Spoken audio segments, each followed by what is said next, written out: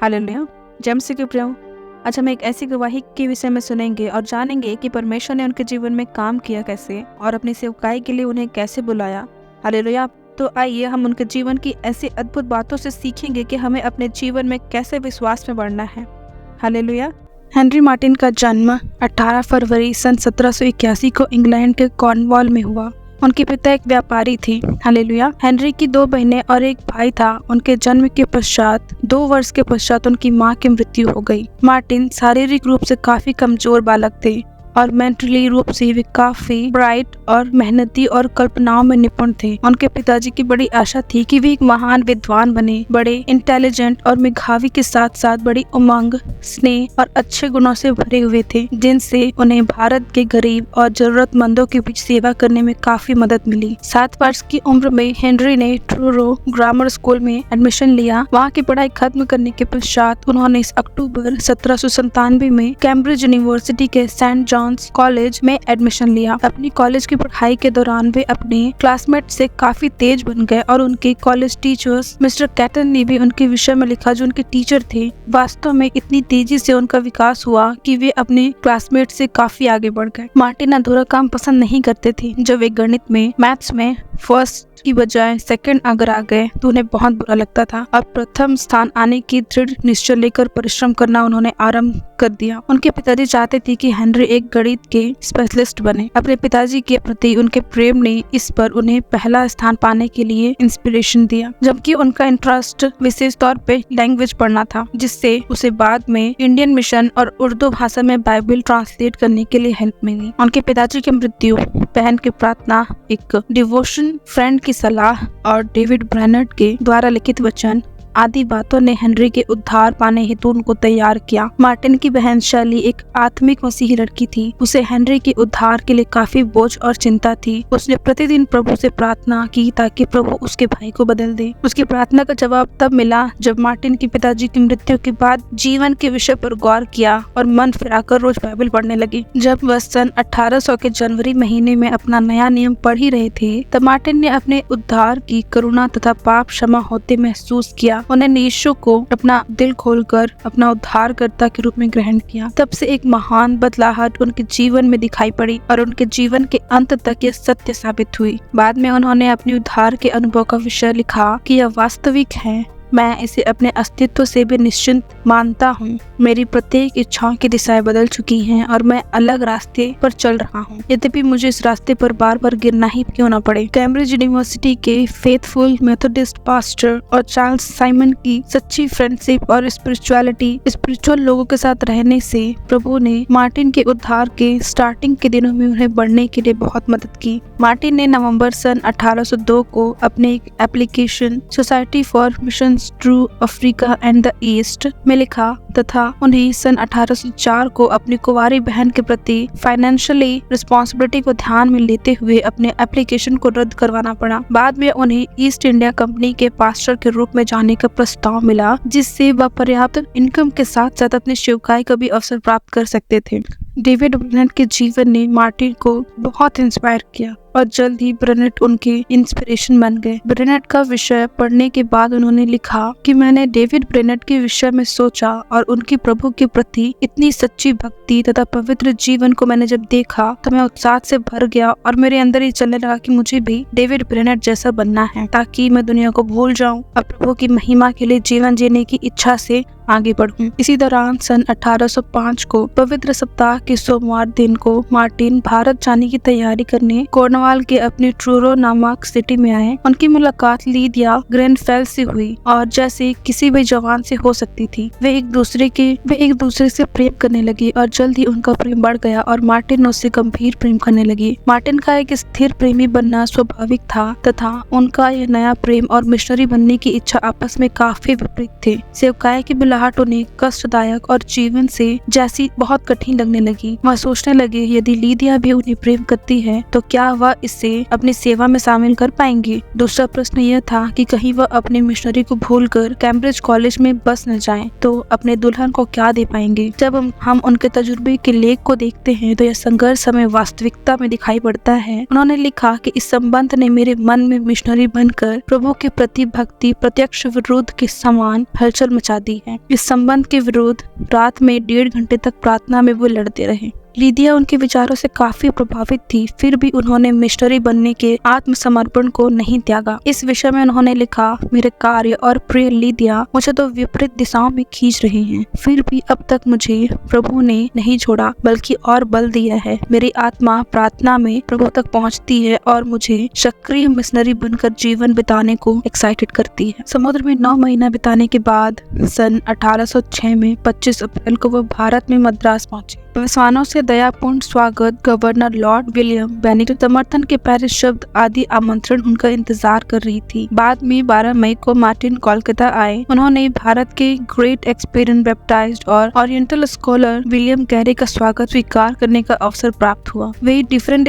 Background से आए थे, परंतु उनमें काफी गुण सेम थे, विशेष करके भाषा का वरदान और मिशनरी इंडस्ट्री के गाइडेंस ऑफ स्पिरिट आदि सब उनसे एक दूसरे से मिलते जुलते थे। मार्टिन को कोलकाता में कुछ महीने रहने के बाद उत्तर भारत प्रेजेंट में बिहार राज्य के पटना निकट दानापुर में जाने को कहा गया। दानापुर में एक बड़ा यूरोपियन कम्युनिटी था जिनके लेकिन अब तक चर्च न था। वर्तमान चर्च की स्थापना सन 1826 में हुई। बाद में डैनियल कोरी और जोसेफ विल्सन नामक 2 मिशनरी उनके साथ जुड़ गए। मार्टिन ने एक महान लिंग्विस्ट भाषाविद जो दानापुर में बसते थे संस्कृत और हिंदुस्तानी भाषा सीखना आरंभ कर दिया। हिंदुस्तानी भाषा बेशक लाखों भारतीय द्वारा इस्तेमाल की जाने वाली भाषा थी। जैसे कैरी ने भी दैनिक जीवन में इस्तेमाल होने वाली बंगाली भाषा को सीखा और प्रत्येक शब्द का तर्जुमा अपने पंडितों के साथ संग रहते रहते उन्होंने सीखा था, वैसे ही मार्टिन ने भी हिंदुस्तानी भाषा को अपना लिया। उन्होंने यह विश्वास किया कि उनके अनुवाद कार्यों के द्वारा एक दिन सुसमाचार प्रत्येक भाषा में लोगों को प्राप्त होगा और वास्तव में समय ने इनका प्रमाण दिया। सन 1807 जून को डेविड ब्राउन द्वारा प्रस्ताव प्राप्त हुआ कि मार्टिन नए नियम को उर्दू भाषा में अनुवाद करे और पर्शियन लैंग्वेज अरबिक भाषा में भी नए नियम का अनुवाद करना। मार्टिन को ये परमिशन मिला। यह एक आसान कार्य बिल्कुल भी नहीं था, परंतु प्रभु ने अपने दासों को उन कार्यों के लिए तैयार किया जिसके लिए उसने उनको बुलाया था। हालेलुया। जब उन्होंने अरबी भाषा के नए नियम का अनुवाद करने की जिम्मेदारी ली, जो मुसलमानों की एक महान भाषा है, उन्होंने इसे एक चुनौती के रूप में लिया और वे आशा रखते थे कि अरबिया, सीरिया, टटारी, आधा भाग और आदि देशों में सुसमाचार प्रचार के लिए यह भाषा में अनुवाद ही काफी होगा। इस तरह उन्होंने उर्दू, अरबी और फारसी भाषा में बाइबल का अनुवाद किया, जिससे उन्हें सिराज के डॉक्टर से काफी सम्मान मिला। उनकी बहन लारा की मौत 6 रोगों के कारण हुई थी और दूसरी बहन सैली वैसे तो विवाहित जीवन बिता रही थी, परंतु वह हेनरी को एक पत्र भी नहीं लिख सकती थी क्योंकि वह बीमार थी। लीदिया का संदेश भी काफी डिस्करेज था क्योंकि उसने भारत आकर हेनरी से विवाह करने की सेवकाई से मदद से करने का इनकार कर दिया था। हेनरी ने बाइबल के अनुवाद के अलावा कई स्कूलों की स्थापना की और दानापुर तथा पटना भर के लोगों में सुसमाचार प्रचार किया। इन छोटे स्कूलों में पढ़ाना, देसी लोगों को सुसमाचार सुनाना तथा इंडियंस को अपने घर बुलाना आदि गुण ने उन्हें काले पासवान की उपाधि दी। अपनी प्रिय लीदिया से मार्टिन का अलग होना उनके लिए एक बहुत बड़ा बदलने वाला था दुख था। मार्टिन के इस दुख को जब हम तब समझ पाएंगे जब हम यह जाने कि मार्टिन एक शादी के लिए जवान और घर से दूर विदेशियों के बीच अकेलेपन की जिंदगी से गुजर रहे थे और उस लड़की से हजारों मील दूर थे जिससे वह काफी प्रेम करते थे और उससे विवाह करना चाहते थे ताकि वह उन्हें सेवकाई में मदद कर सके। भारत में आने के बाद मार्टिन ने लीदिया को इस प्रकार पत्र लिखा, आखिर मैं आपसे विनती करता हूँ कि आप भारत में आ जाइए। एक शुद्ध विवेक और प्रभु की उपस्थिति को महसूस करते हुए मैं स्थिरता और विचार पूर्वक इस प्रस्ताव को आपके सम्मुख रखता हूँ। यदि परमेश्वर इसे इनकार कर दे तब भी मैं आशा रखता हूँ कि उसके अनुग्रह से मैं संतुष्ट रहूंगा या आपके लिए एक त्याग मान लूंगा। और क्या वह इस पत्र को, इस त्याग को स्वीकार करेगी? कुछ महीनों के बाद उनका नेगेटिव जवाब मार्टिन को मिला। यह हेनरी के लिए बहुत बड़ा डिस्करेजमेंट का कारण था क्योंकि वे अपनी सेवकाई में लीदिया को अपना जीवन साथी बनाना चाहते थे। मार्टिन ने अपनी डायरी में ऐसा लिखा, यह एक बड़े दुख का दिन था जब लीदिया से यह पत्र पाया जिसमें उसने भारत आने से इनकार कर दिया क्योंकि उनकी माँ यह नहीं चाहती थी। बाद में मार्टिन ने डेविड ब्राउन को लिखा, मैंने जिसका भय माना वही मेरे जीवन में आ पड़ा। जैसे उसने अपनी माँ के राजी ना होने से भारत आने से इनकार कर दिया मिस्टर, तब मेरे दिल में काफी चोट पहुंची। हेनरी मार्टिन सन 1809 की बसंत ऋतु में एंग्लिकन पास्टर के रूप में अभिषिक्त हुई जब वह 24 वर्ष की थी। आर्मी ऑफिसर्स ने सन 1809 में मार्टिन की दीनापुर से कानपुर में ट्रांसफर कर दी। वहां से लगभग 300 मील की दूरी पर कानपुर था, जिसकी गर्मियों में 2 दिन और 3 रात का सफर था। मार्टिन कानपुर पहुंचते ही बेहोश हो गए, पर एक दयालु परिवार ने उनकी मदद के लिए उन्हें स्वीकार कर लिया और उनके स्वस्थ होने तक उनकी सेवा टहल की। मार्टिन ने वफादारी से कानपुर में रहने वाले लोगों के बीच समाचार सुनाया। वह हफ्ते में एक बार गरीब लोगों को बुलाकर उन्हें सिक्के और चावल दिया करते थे।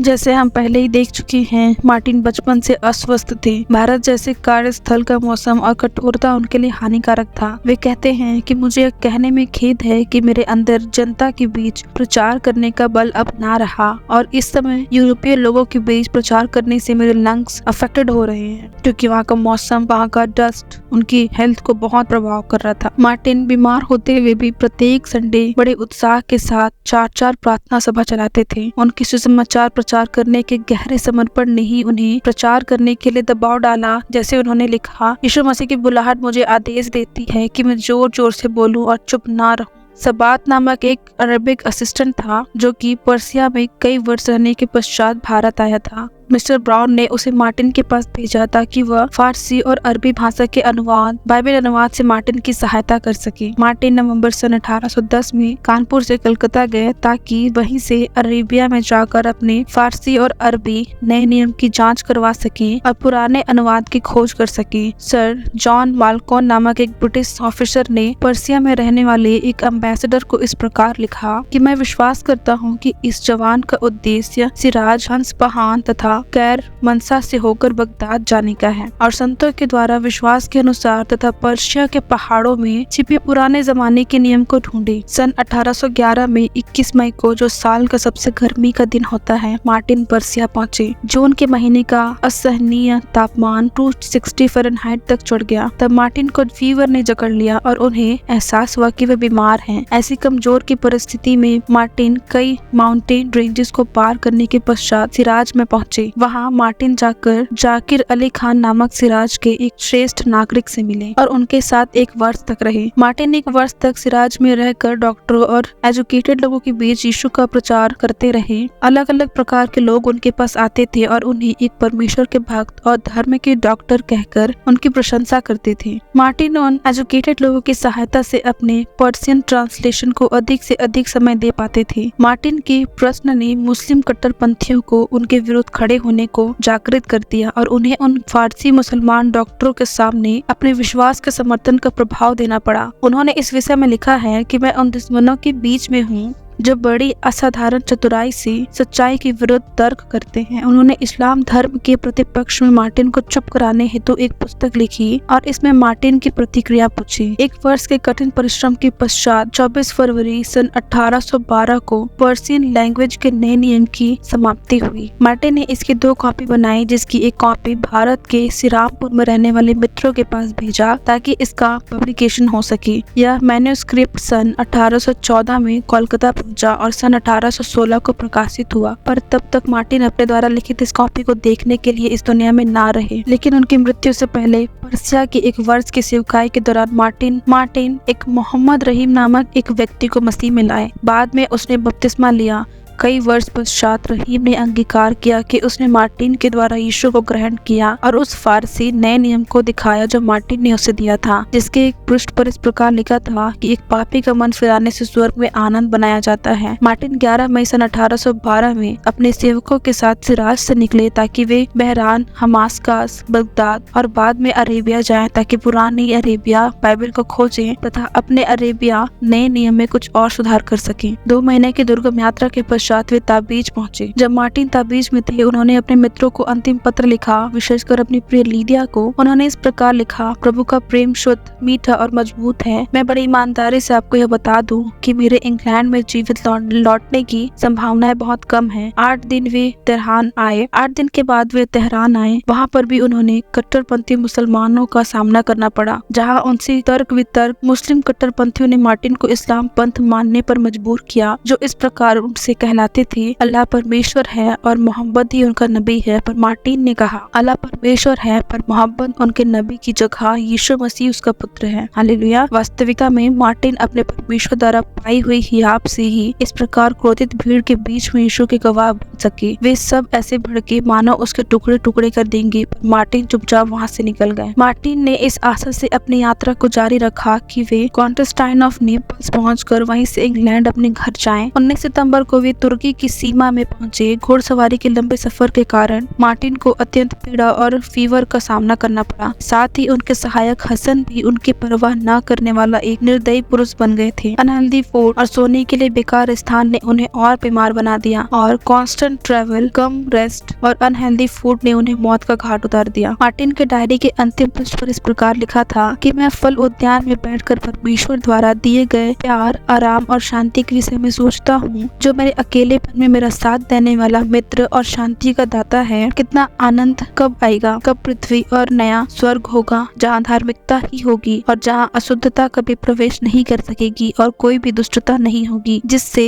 मनुष्य को जंगली पशु से भी अधिक बुरा बना दिया है, वहाँ नहीं होगा। मार्टिन की मृत्यु 16 अक्टूबर सन 1812 को डॉक्ट में हुई, जब वे केवल 31 वर्ष के थे। वहाँ उन्होंने एक अर्मेनिया पास्टर के हाथों क्रिश्चियन राइट्स के अनुसार उन्हें दफनाया गया। संसार की नजरों में शायद मार्टिन की मृत्यु एक असामान्य मृत्यु थी, पर प्रभु की दृष्टि में एक संपूर्ण जीवन था, क्योंकि उन्होंने उन सब कार्यों को पूरा किया जो प्रभु ने उसके हाथों में सौंपी थी। इसके पश्चात भारत में उनके नाम पर एक संस्था की स्थापना की गई, जिसे Henry Martin institute and interfaith centre for reconciliation and research, Hyderabad, India कहा जाता है। जॉन मैकमैनर्स ने अपने Oxford illustrated history of Christianity में लिखा है कि मार्टिन एक ऐसे व्यक्ति थे जिसने उनके साहस, निस्वार्थता और उनकी धार्मिक भक्ति के लिए याद किया जाता है। हेनरी मार्टिन को 19 अक्टूबर को इंग्लैंड के चर्च और एपिस्कोपल चर्च में सम्मानित किया गया। 1881 में मार्टिन के जन्म के 100 साल पूरे होने पर एक लाइब्रेरी के लिए एक हॉल और मिशनरों पर सार्वजनिक व्याख्यान के लिए एक जगह बनाने के उद्देश्य से उनके नाम पर एक ट्रस्ट बनाया गया। हेनरी मार्टिन लाइब्रेरी 1898 में एक हॉल खोली गई और 1895 तक यह मिशनरी जीवनियों और अन्य पुस्तकों के छोटे संग्रह के रूप में रही। वर्तमान हेनरी मार्टिन सेंटर में हेनरी मार्टिन लाइब्रेरी का विकास 1992 में हुआ, जब कैनन ग्राहम किंग्स थे। कैम्ब्रिज थियोलॉजिकल फेडरेशन में मिसियोलॉजी में पहले हेनरी मार्टिन व्याख्याता के रूप में नियुक्त किए गए। 2014 में हेनरी मार्टिन सेंटर का नाम बदलकर दुनिया भर में ईसाई धर्म के लिए कैम्ब्रिज सेंटर कर दिया गया। हालेलुया। हम विश्वास करते हैं कि परमेश्वर ने इस गवाही के द्वारा आपके जीवन को छुआ होगा और आपने देखा कि परमेश्वर ने उनके जीवन को किस तरह कठिनाइयों से निकाल कर उन्हें इतना आज तक लोग उनके द्वारा ट्रांसलेट किए हुए बाइबल को लोग पढ़ रहे हैं, आज तक उन्हें याद किया जाता है।